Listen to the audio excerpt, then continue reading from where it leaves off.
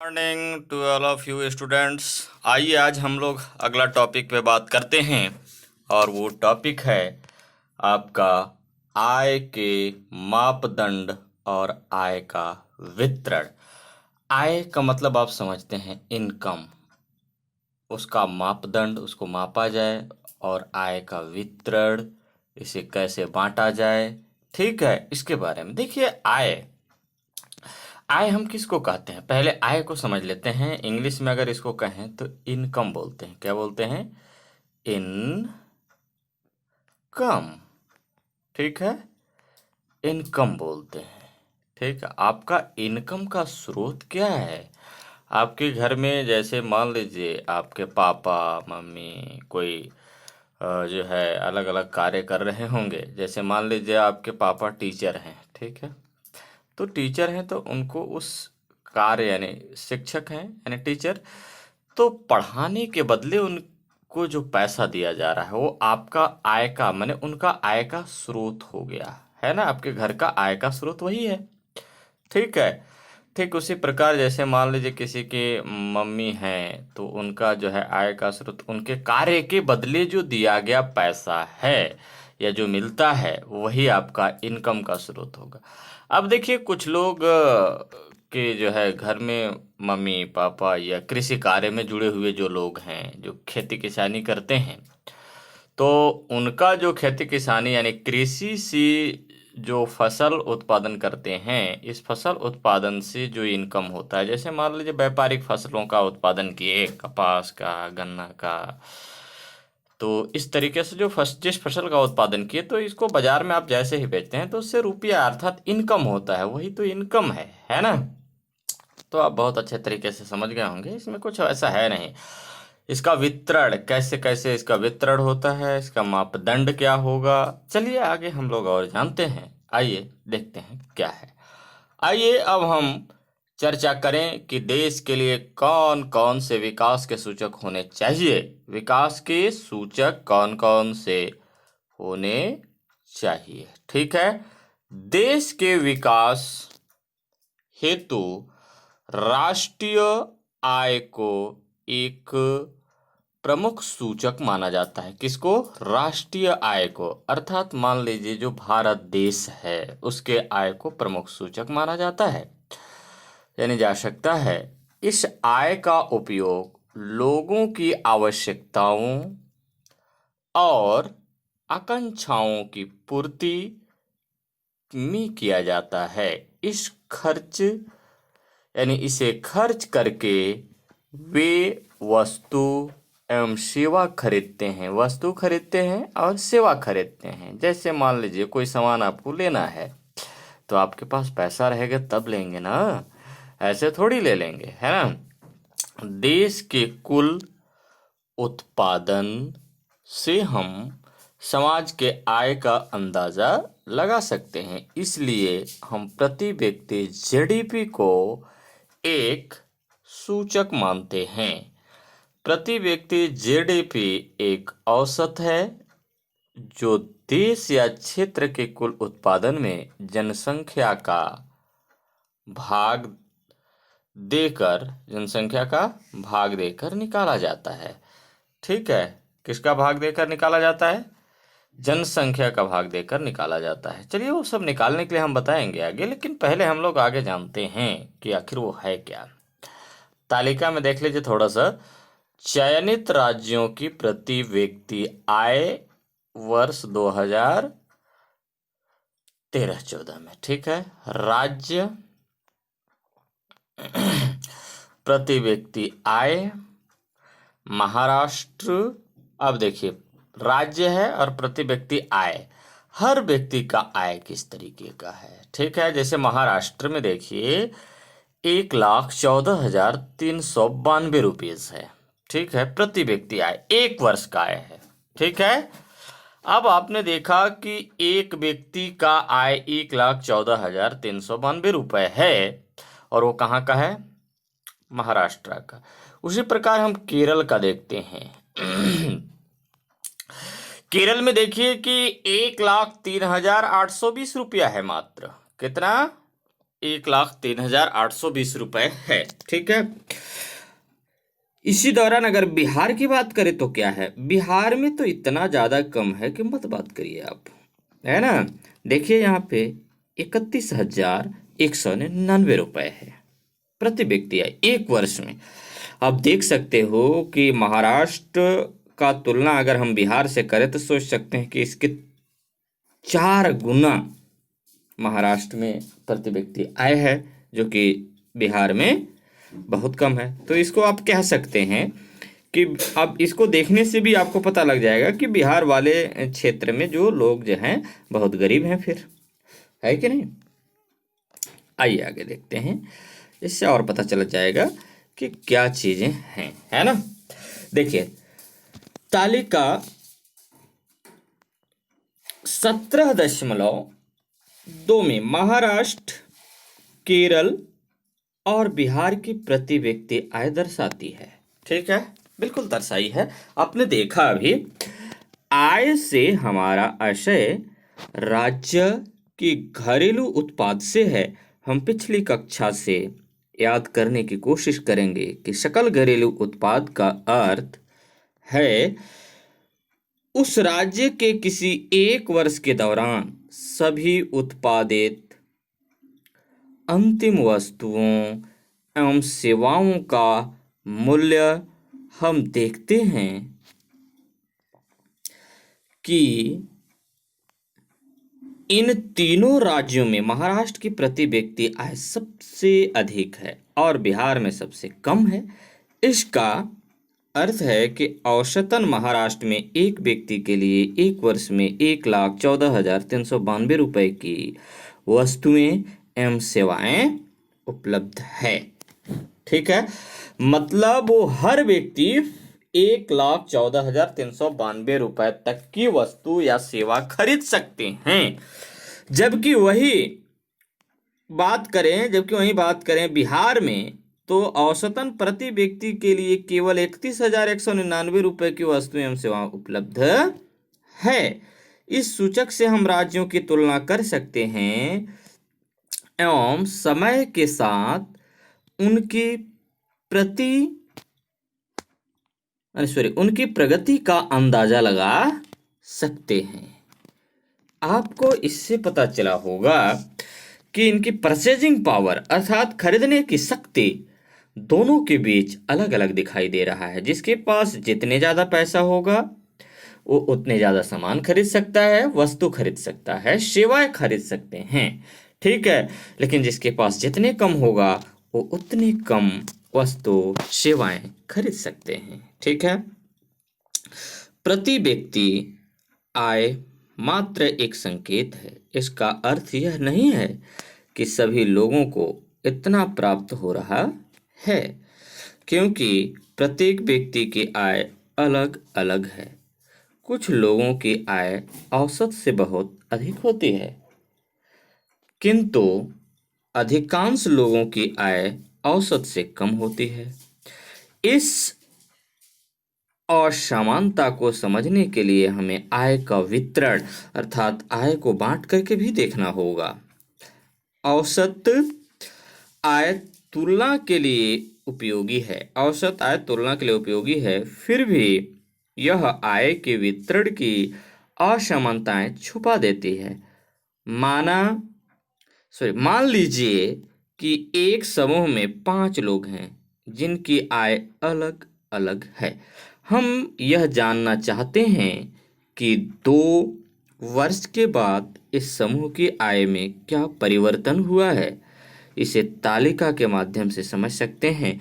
तो आइए इसे तालिका के माध्यम से समझने का प्रयास करते हैं। वो 5 व्यक्ति हैं और उस 5 व्यक्ति के बारे में हम लोग जानते हैं। ठीक है, देखिए वर्ष दिया हुआ है, आप देख रहे होंगे। वर्ष में दिया 2010 और 2012 अर्थात 2 वर्ष का है।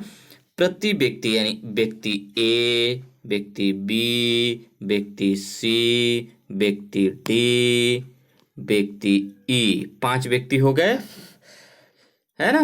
5 व्यक्ति हो गए, 1 2 3 4 5। ठीक है। अब देखते हैं कि ए नामक व्यक्ति 2010 में कितना कमाता है, इससे पता चलेगा, है ना। देखिए, ए नामक जो व्यक्ति है ये 2010 में 2000 रुपये कमाता है, लेकिन वहीं बी नामक व्यक्ति है वो 4000 कमाता है। सी नामक व्यक्ति 5000 कमाता है। डी नामक व्यक्ति 6000 कमाता है। और ई नामक व्यक्ति 3000 कमाता है। अब आपने देख लिया कि पांचों व्यक्ति का आय अर्थात इनकम अलग अलग है। ये आपको समझ में आ गया होगा। अगर मैं ये पांचों व्यक्ति का आय को जोड़ दूं तो टोटल हो जाता है 20,000। कितने हो जाता है? 20,000। अगर मुझे निकालना है कि औसतन प्रति व्यक्ति आय क्या होगा, तो हम 20,000 में, है ना, कितने से भाग दे देंगे? 5 से। तो जैसे ही 5 से भाग दे देंगे तो 4000 प्रति व्यक्ति इनकम यहाँ पे दिखाएगा। स्पष्ट है? आपको ये समझ में आ गया होगा कि चाहे कोई कितना भी कमाए, लेकिन जब भी औसत निकाला जाता है तो सबको जोड़ करके और जितने संख्या होते हैं उससे भाग कर दिया जाता है, तो उनको बांट दिया जाता है। यानी इसी को हम कह सकते हैं कि आय का वितरण। यानी हम अगर मैथमेटिकल नियम से बांटें तो आप समझ सकते हैं कि 4000 रुपये प्रति व्यक्ति को ये जो है पड़ेगा, अर्थात प्रति व्यक्ति का इनकम क्या होगा? 4,000 रुपये होगा। ओके, अब ये बात आपको समझ में आ चुका होगा।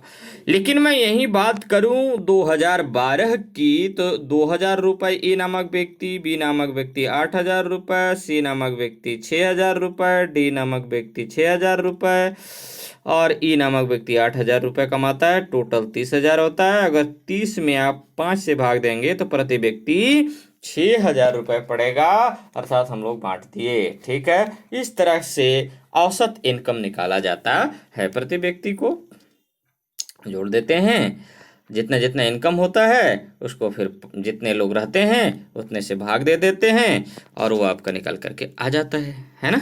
चलिए आइए आगे देखते हैं और इसका वितरण में क्या है। तालिका 17.3 के अवलोकन से स्पष्ट है कि वर्ष 2010 की तुलना में 2012 की औसत आय में वृद्धि हुई है। स्वाभाविक सी बात है कि वृद्धि हुई है। औसत यानी औसतन प्रति व्यक्ति आय 4,000 2010 में था, लेकिन बढ़कर के 6,000 2012 में हो गया, अर्थात 2,000 रुपये की क्या हुआ? वृद्धि हो गया, है ना, प्लस हो गया। ठीक है, तो चलिए आगे हम और देखते हैं। ठीक है, देखिए हुई है अर्थात, अच्छा ये क्या, पेन को ऐसा कर लेते हैं ना, है अर्थात इस समूह में विकास दिखाई दे रहा है, परंतु सभी लोगों की आय में वृद्धि नहीं हुई है। यहाँ तक कि कुछ लोगों की आय में कोई परिवर्तन नहीं हुआ है। ए नामक व्यक्ति का कोई परिवर्तन ही नहीं हुआ है। एक और बी, सी और ई की आय में वृद्धि हुई है। दूसरी ओर बात करें तो ए और डी की आय स्थिर है। अतः औसत आय को विकास के मापन का सूचक मानते हुए प्रत्येक व्यक्ति के आय की वितरण को भी देखना जरूरी है। इससे पता चलता है कि सभी लोगों को विकास का मौका मिला है या यह विकास कुछ लोगों तक ही सीमित है। इस प्रकार उपभोग व्यय भी विकास को मापने का एक प्रमुख संकेत है, क्योंकि इससे लोगों के द्वारा अपनी आवश्यकताओं की वस्तुओं एवं सेवाओं पर किए गए खर्च की जानकारी मिलती है। अलग अलग वर्गों द्वारा कितना व्यय किया जा रहा है, सरकार इसकी जानकारी सर्वे द्वारा करती है। इससे हमें यह जानकारी मिलती है कि कोई भी समूह उपभोग पर कितना व्यय कर रहा है। जो उपभोग पर जितना अधिक व्यय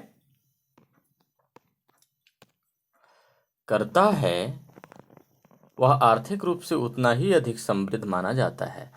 उपभोग व्यय से समाज में आय के वितरण का पता चलता है। ठीक है, तो उपभोग व्यय से समाज में आय के वितरण का पता चलता है कि भाई आप किस तरीके से उपभोग के लिए खर्च कर रहे हैं, अर्थात व्यय कर रहे हैं अपने खाने पीने के लिए।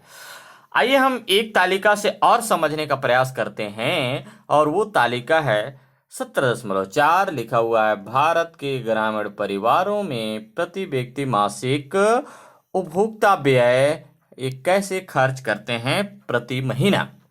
देखिए, ग्रामीण समूह में कृषक लोग कुल उपभोग व्यय 1436 रुपए प्रति माह करते हैं ये लोग खर्च। ठीक है, वेतनभोगी लोग, जितने लोग नौकरी में हैं, जैसे मान लीजिए टीचर हैं, स्वास्थ्य विभाग के डॉक्टर हैं, इंजीनियर हैं, इस तरीके से, ठीक है, ये लोग 2002 रुपए प्रति माह खर्च करते हैं। इससे भी ज्यादा होता है, लेकिन औसतन यहाँ पे निकाला गया, ध्यान दीजिएगा, है ना।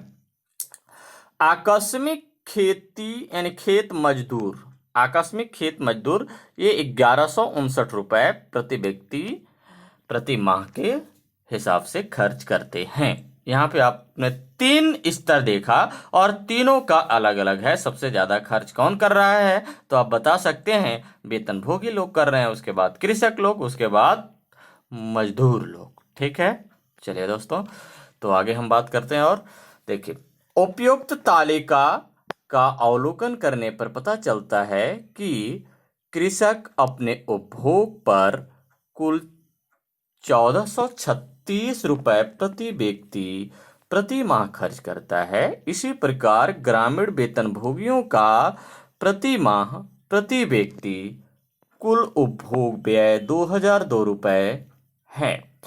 कृषि क्षेत्र में आकस्मिक मजदूरों का उपभोग प्रति व्यक्ति प्रति माह 1159 रुपए है। इस तरह से इस तालिका के अनुसार आकस्मिक मजदूरों का कुल उपभोग व्यय सबसे कम है। इसका कारण यह है कि इन लोगों को नियमित काम नहीं मिल पाता है। ठीक है, और मजदूरों की दर भी कम रहती है। इस कारण इनका जीवन स्तर ऊपर नहीं उठ पाता है। स्वाभाविक सी बात है कि अब पैसा ज्यादा होगा नहीं, अपनी पूर्ण रूप से आवश्यकताओं को पूरा कर नहीं पाएंगे, तो स्वाभाविक सी बात है कि ऊपर उठना तो मुश्किल होगा ही होगा, और इन आर्थिक परेशानियों का सामना करना पड़ता है।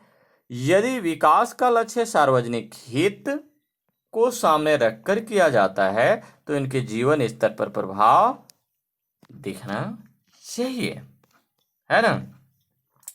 आइए एक पिरामिड से हम समझते हैं कि वो पिरामिड में क्या बातें हैं, देखते हैं, है ना।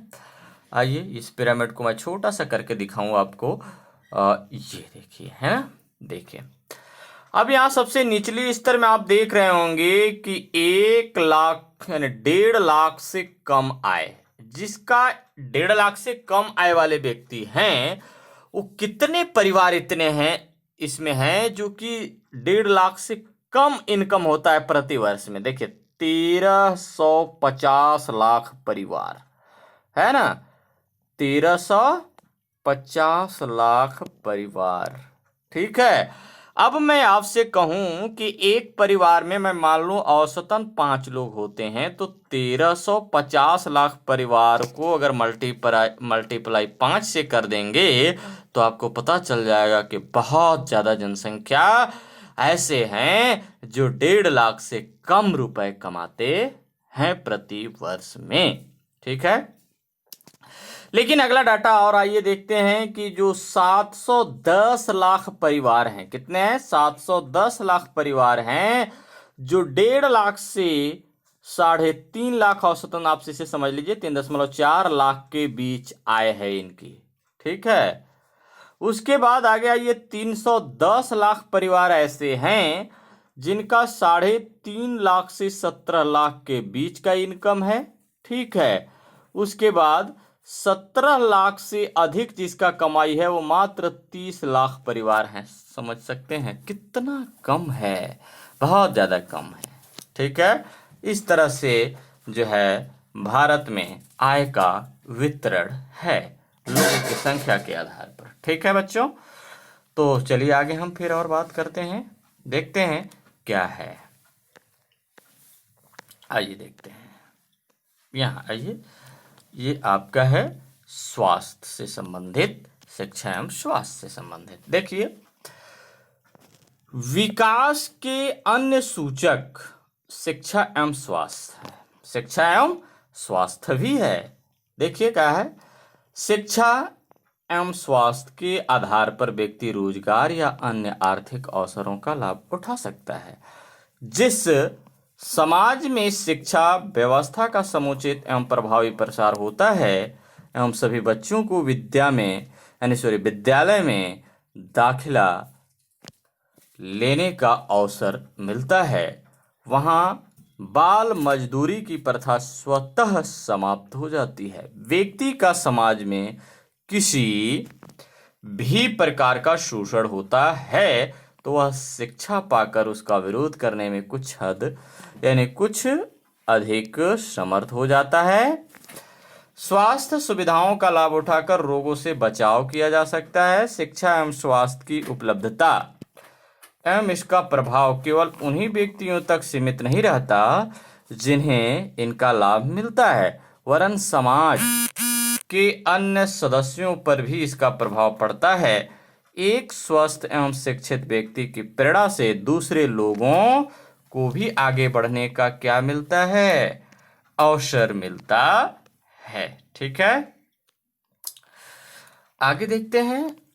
पुरुषों के समान महिलाओं को शिक्षा के बेहतर अवसर उपलब्ध होने से उनकी प्रतिभा का विशाल विकास तो होता ही है, साथ ही समाज में बालिकाओं महिलाओं को अपनी बात रखने के मौके भी मिलते हैं।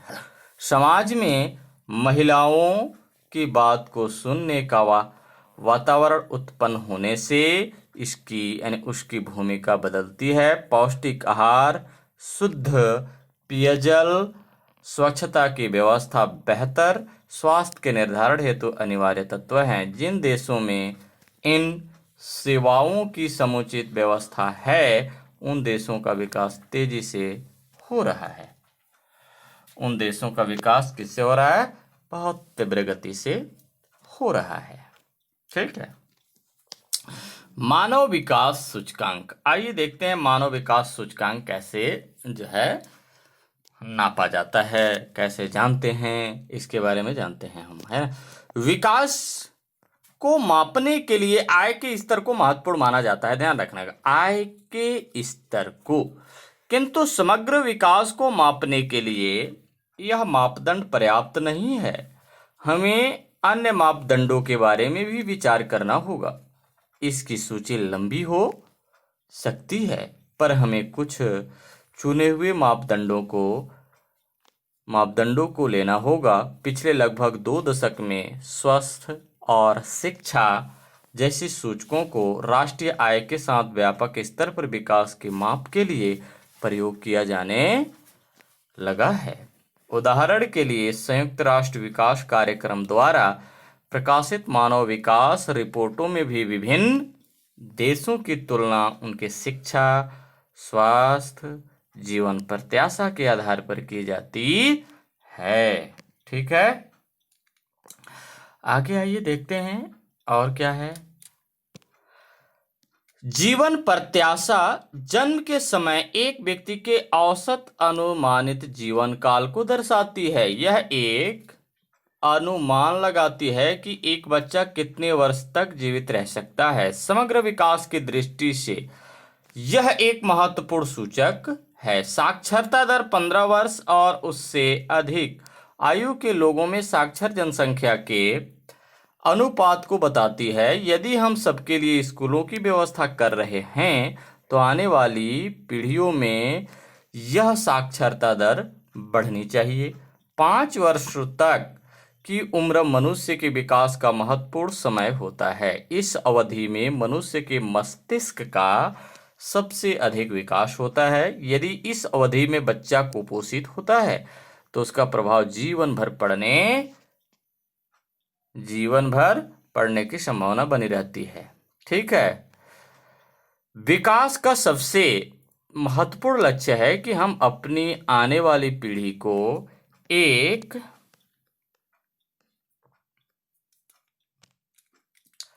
स्वस्थ जीवन जीने का मौका दें। बच्चों में कुपोषण को 2 रूपों में मापा जा सकता है। उम्र के अनुसार ऊंचाई तथा उम्र के अनुसार वजन। बच्चों में ऊंचाई तथा वजन का स्तर यदि एक सीमा से कम है तो वे बच्चे कुपोषित कहलाएंगे। इस बात की बेहतर जानकारी आप आंगनबाड़ी केंद्र में जाकर पता कर सकते हैं। अगर आपके घर में कोई आंगनबाड़ी कार्यकर्ता होंगे तो आप उनसे पूछ सकते हैं कि बच्चे जो है कब कुपोषित कहलाते हैं, तो वो आपको साफ बताएंगे कि बच्चा उम्र के हिसाब से और ऊंचाई के आधार पर अगर उसका वजन बहुत कम है तो बच्चा कुपोषित है, या वो बच्चा का वजन उम्र और ऊंचाई के आधार से बहुत ज़्यादा है तब भी वो कुपोषित की श्रेणी में रखे जाते हैं। ठीक है। उपयुक्त महत्वपूर्ण सूचकों के आधार पर हम निम्नांकित तालिका का अवलोकन कर सकते हैं। आइए देखते हैं वो कैसे है। देखते हैं। भारत व पड़ोसी देशों के चयनित मानक सूचकांक यानी मानव विकास सूचकांक 2010 के अनुसार देखते हैं।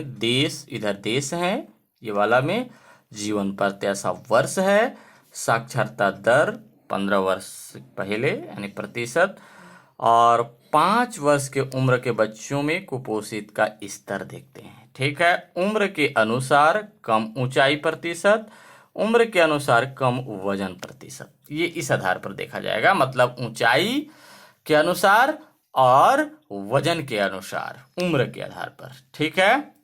आइए देखते हैं कि क्या हमारा भारत में कोई कुपोषित है या नहीं है। देखिए, नेपाल की अगर हम बात करें, किसका, नेपाल की बात करें तो यहाँ की जीवन प्रत्याशा, क्या, जीवन प्रत्याशा 69, अर्थात औसतन जो लोग वहां पे जीते हैं 69 वर्ष जीते हैं। साक्षरता दर की बात करें तो 59% नेपाल की बात है।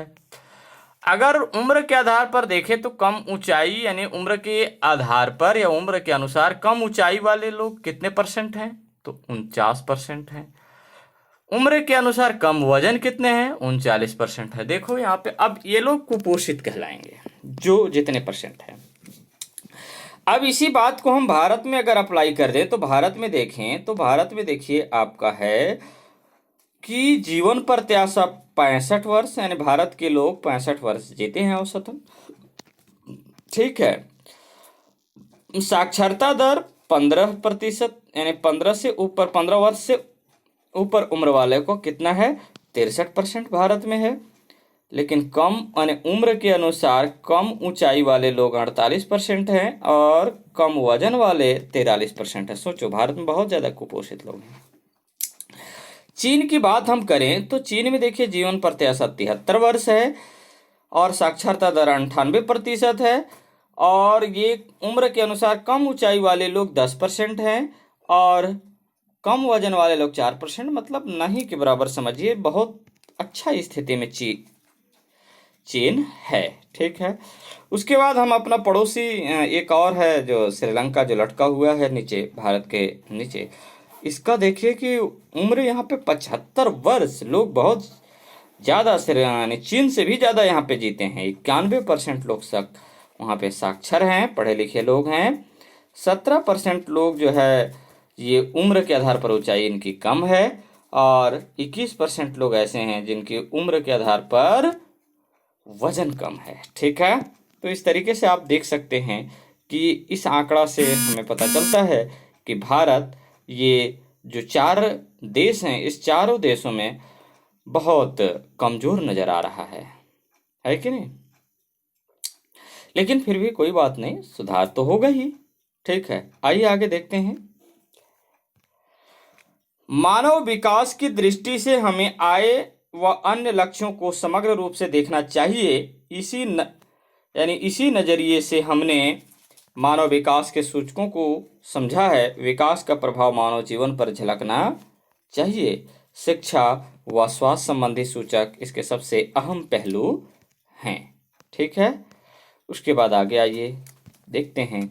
विभिन्न देशों के बीच तुलना करने के लिए हम प्रति व्यक्ति आय की तुलना करते हैं।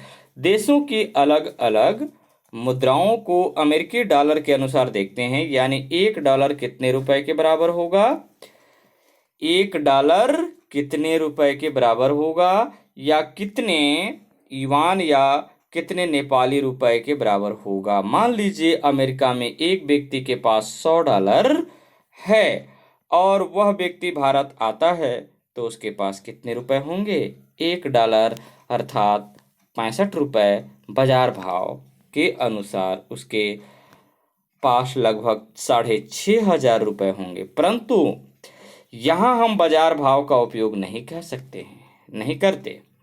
यदि बाजार भाव नहीं लेते तो डॉलर और रुपए में अनुपात कैसे निकाला जा सकता है। विभिन्न देशों के सर्वेक्षणों के आंकड़ों पर यह पता करते हैं कि डॉलर में समान मात्रा में कितनी वस्तुएं और सेवाएं खरीदी जा सकती है। अभी आपको हम डॉलर के बारे में थोड़ा सा और बताएंगे कि जा सकती है। उपयुक्त उदाहरण में मान लीजिए कि एक व्यक्ति $100 खर्च करके अमेरिका में कुछ वस्तुएं खरीदता है। जब वह भारत आता है तो उसी मात्रा में वस्तुओं को खरीदने के लिए उसे कितने पैसे खर्च करने होंगे। मान लीजिए उस व्यक्ति ने भारत में उसी सामान के लिए 3,500 रुपये खर्च किए, यानी $1 35 रुपये के बराबर हुआ। ऐसा करने से क्रय शक्ति बराबर रखी जा सकती है। आय की तुलना इसी अनुपात से की जाती है ताकि क्रय शक्ति समता अर्थात परचेजिंग पावर पैरिटी बनी रहे। ठीक है, आइए देखते हैं थोड़ा सा यहाँ पे है ना, एक तालिका और है। इस तालिका में समझने का प्रयास करते हैं भारत और अन्य देशों के साथ। ठीक है, प्रति व्यक्ति आय है अमेरिकी डॉलर के आधार पर। प्रति व्यक्ति आय अमेरिकी डॉलर में देश में, जैसे भारत में बात करें तो प्रति व्यक्ति आय है $5,497। नेपाल की बात करें तो $2,311 प्रति व्यक्ति। श्रीलंका की बात करें तो $9,779 प्रति व्यक्ति। चीन का बात करें तो $12,547 अमेरिकी डॉलर। ठीक है, अब आप देख सकते हैं कि प्रति व्यक्ति आय जो आपका अमेरिका की जो डॉलर की अगर हम तुलना किए हैं यहाँ पे ये चीन में, तो चीन में सबसे ज़्यादा है। ठीक है, तो आप कह सकते हैं कि इसकी क्रय शक्ति ज़्यादा है। जिसके पास जितने ज़्यादा डॉलर उसके पास उतने ज़्यादा सामान खरीदने की क्षमता, जिसके पास जितने ज़्यादा रुपया वो उतने ज़्यादा सामान खरीद सकता है। इसके अलावा तो और क्या कर सकता है। अब आपको मैं बताऊँ आपको कि देखिए, कहने का मतलब हमारे यहाँ अब भारत है तो देखिए अब यहाँ पे आप एक एक करके समझिए ना। जैसे भारत में 100 रुपये है, 100 रुपये में एक पेन मान लीजिए मिलता है। ठीक है, उदाहरण के लिए मैं मानता हूं कि $1 बराबर $1 बराबर 100 रुपये भारत में। अगर अमेरिका में $1 में वही पेन मिलता है ना, अमेरिका में $1 में वही पेन जो पेन भारत में है। मान लीजिए जेटर का मैं बात करता हूँ, एक ठो फेमस जेटर मान लीजिए, तो $1 यानी ये जो है पेन $1 में अमेरिका में हम जब खरीदते हैं तो मिलता है। ठीक है, और जब हम भारत में आते हैं तो $100 में मिलता है। तो बताओ अब ये दोनों का सामान खरीदने की क्षमता बराबर हुआ कि नहीं हुआ। अब रही बात कि यहाँ पे डॉलर है, यहाँ पे रुपए है, तो देखिए अलग अलग देश को ये स्वतंत्रता है कि वो अपने हिसाब से अपना अपना जो है रुपए या डॉलर को निर्धारित कर सकते हैं। ठीक है, तो दोनों का खरीदने की शक्ति तो बराबर है ना।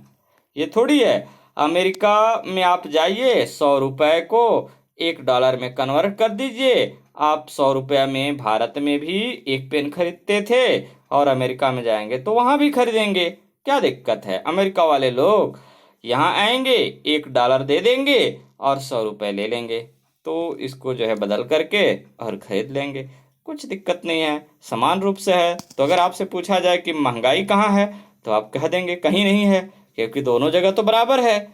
हम भारतवासी हैं, भारत में 100 रुपये में पेन खरीदते थे, वहाँ चले गए अमेरिका में चले गए तो $1 लेने में 100 रुपये लगता है, बस 100 रुपये को डॉलर में चेंज कर दिए, बस उतने के उतने रुपए में मिल गया। तो महंगाई तो दोनों जगह नहीं है, फिर बराबर हैं। तो आप कह सकते हैं कि दोनों का पावर सेम है, लेकिन कभी कभी ऐसा होता है कि कम बेसी होता है। ठीक है, चलिए आगे और देखते हैं। सार्वजनिक सुविधाएं क्या क्या हैं। सार्वजनिक सुविधाएं देखिए, सार्वजनिक सुविधाएं केवल निजी आय से ही हम अपने बेहतर जीवन के लिए सभी आवश्यक एवं बुनियादी सुविधाएं नहीं खरीद सकते। जैसे अपनी आय से हम प्रदूषण मुक्त वातावरण नहीं खरीद सकते, इसके लिए हमें शुद्ध वातावरण वाले परिवेश में जाना होगा। पैसा भी हमें संक्रामक बीमारियों से नहीं बचा सकता, इस हेतु स्वच्छ वातावरण बनाने की आवश्यकता होती है ताकि बीमारियों के फैलाव से बचा जा सके। इसी प्रकार सभी व्यक्तियों की सुरक्षा हेतु पृथक पृथक सुरक्षाकर्मी तैनात नहीं किए जा सकते, परंतु एक सुरक्षित एवं शांतिपूर्ण वातावरण का निर्माण किया जा सकता है। इसी प्रकार हमें कई सार्वजनिक सुविधाओं की आवश्यकता होती है। उदाहरण के लिए स्वच्छ पेयजल की सार्वजनिक उपलब्धता से सभी लोगों को फायदा होता है। सार्वजनिक वितरण प्रणाली की सुचारू व्यवस्था से लोगों को राशन जैसी मूलभूत सुविधाएं कम कीमत पर प्राप्त हो जाती है। इससे कुपोषण का स्तर क्या होता है, कम हो जाता है। ठीक है, मूलभूत सार्वजनिक व्यवस्था का प्रभाव लंबे समय तक कैसे रहता है, इसे एक उदाहरण से समझ सकते हैं। आइए देखते हैं। आज़ादी के समय हिमाचल प्रदेश में भी शिक्षा का स्तर बहुत कम था। 1991 में यहाँ के केवल 64% लोग साक्षर थे। पहाड़ी इलाका होने के कारण यहाँ पाठशालाओं का विकास करना काफी चुनौतीपूर्ण कार्य था।